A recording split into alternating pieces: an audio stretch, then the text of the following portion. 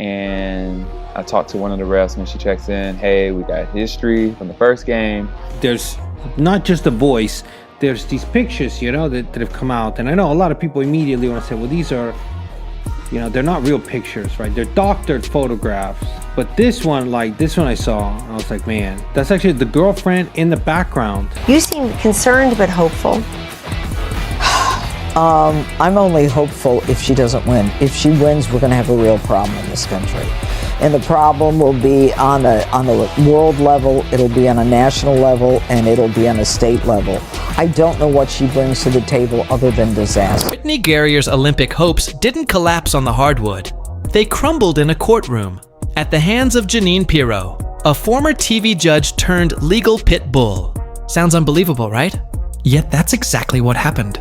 Griner, one of the most familiar figures in women's basketball, was blindsided in a legal clash no one saw coming. The shocking outcome: she's officially out of the Olympics. If you're wondering how such a thing could even unfold, let's lay it out, because this might be the most bizarre twist women's basketball has ever witnessed. When the story first broke that Janine Piro had filed a case against Brittney Griner, fans thought it was a parody headline, not reality. It seemed like the setup for a late-night comedy skit, not a real legal battle. But it was very real, and the stakes were higher than anyone initially imagined. This wasn't about minor penalties, suspensions, or a PR headache. This was about the Olympics, the absolute pinnacle of sport. Piro stepped into this confrontation not as a television personality, but as someone claiming to fight for the honor of women's athletics. That in itself made people raise questions. Why would someone outside the basketball world come after one of the WNBA's biggest stars? Still, she pressed forward. Right from the opening session, it became obvious this case wasn't going to be tossed out. The court gave it legitimacy, and suddenly what seemed like sideshow drama morphed into the headline of the season. Everyone wanted to know, what evidence could Piro possibly bring forward? And could she truly derail Brittney Griner at the peak of her career? The courtroom became the new battleground. On one side, Griner's attorneys tried to dismiss the claims as absurd, unnecessary, and completely misplaced. On the other side, Piro doubled down, throwing out allegations that went far beyond simple criticism. She argued that Griner had undermined the very essence of fair women's competition. From training methods to overseas decisions, even rumors of unfair edges, all of it was dragged under the microscope. The tension was impossible to ignore. Judges weren't joking or brushing it off. They leaned forward, attentive, serious. As the hearings continued, momentum began to swing. Griner, used to being in full control on the floor, suddenly looked exposed in an environment she couldn't dominate. Each new angle Piro introduced carried weight.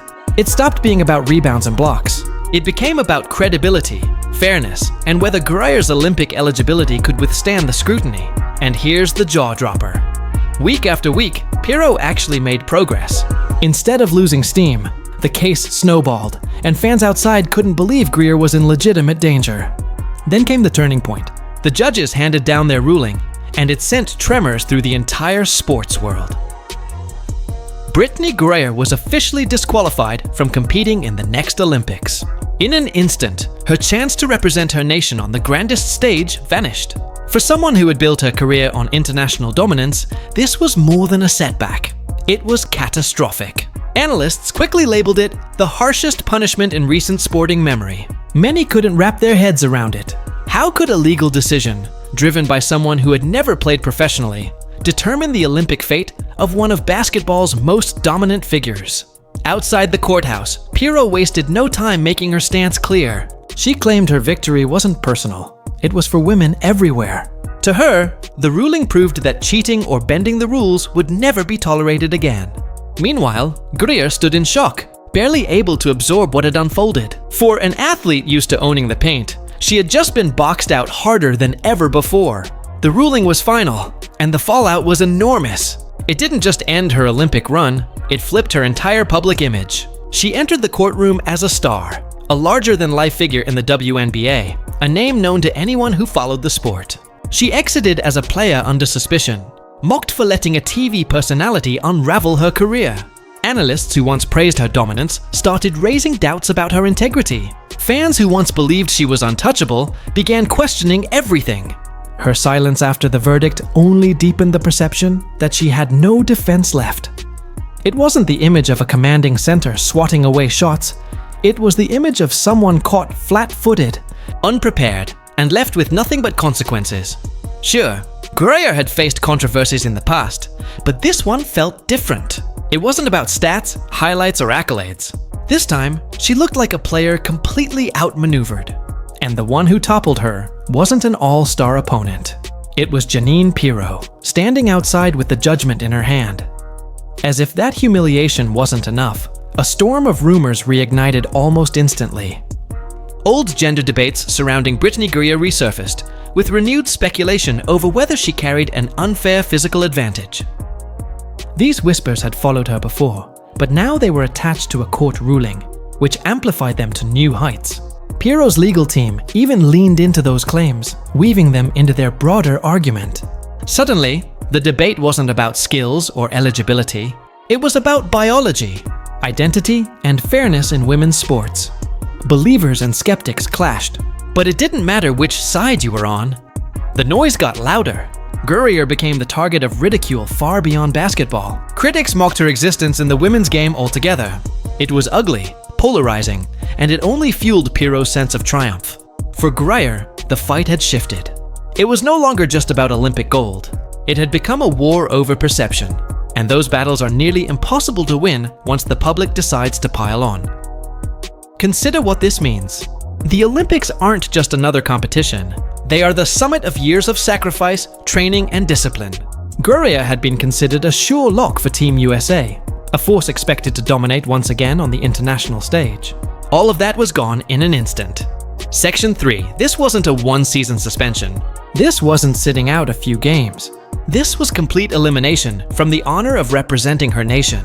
That kind of loss isn't just painful, it's almost impossible to recover from. Fans had envisioned her draped in red, white, and blue. Instead, they'll watch her from the sidelines, wondering how it all unraveled so quickly. The financial blow is equally heavy. The Olympics don't just bring medals. They bring endorsements, sponsorships, and global recognition that last far beyond the event itself. Without that stage, Griner's future earnings and opportunities suddenly look uncertain, and the emotional toll, crushing. Imagine preparing your entire life for a moment, only to have it stripped away in a courtroom instead of decided on the hardwood. For Griner, this verdict didn't just bruise her career, it shattered the foundation of her legacy. Meanwhile, Janine Piro basked in her victory, as if she'd nailed a buzzer beater. Standing confidently outside the courthouse, she declared the ruling wasn't about her, but about fairness for all women in sport. She called it a precedent. No athlete, no matter how iconic, could bend the rules and escape the consequences. Her words cut sharply, and they spread like wildfire. To some, she sounded like a champion of justice. To others, she looked like someone capitalizing on the spotlight. Regardless of where you stood, one thing was undeniable. Piro had seized the moment. She positioned herself as the guardian of integrity, someone unafraid to challenge even the giants of athletics. And the truth? She walked away stronger than ever. Meanwhile, Griner, once a towering figure of dominance, was silent. The contrast couldn't have been starker. The WNBA legend subdued, the TV judge triumphant. It was surreal, dramatic, and destined to be retold as one of the most shocking cautionary tales in sports. The ripple effect hit the WNBA instantly. Teammates and rivals alike were stunned. Some couldn't believe that such an unprecedented ruling could remove one of their brightest stars. Others, behind closed doors, weren't sympathetic, whispering that Griner had been coasting on her name for years, and this ruling finally exposed her. The league itself was caught in a bind. Should it publicly defend its star, or step back and let the storm pass? For rising players hoping to carve out their path, the message rang loud and clear. Fame isn't a shield forever. Reactions across the league were divided, and that division made everything look fractured. Some players publicly defended Griner, labeling the decision unfair and excessively harsh. Others stayed silent. Final outro. What started as an odd courtroom battle ended up rewriting the conversation around women's basketball. Brittney Griner didn't just lose her shot at Olympic glory, she lost the aura of untouchability that had surrounded her for years. Janine Piro, on the other hand, walked away not only with a win, but with a permanent mark on sports history as the outsider who toppled a giant. For the WNBA, though, the true fallout is only beginning. The question isn't just whether Griner can recover, it's whether the league itself can survive the shockwaves left behind by this ruling.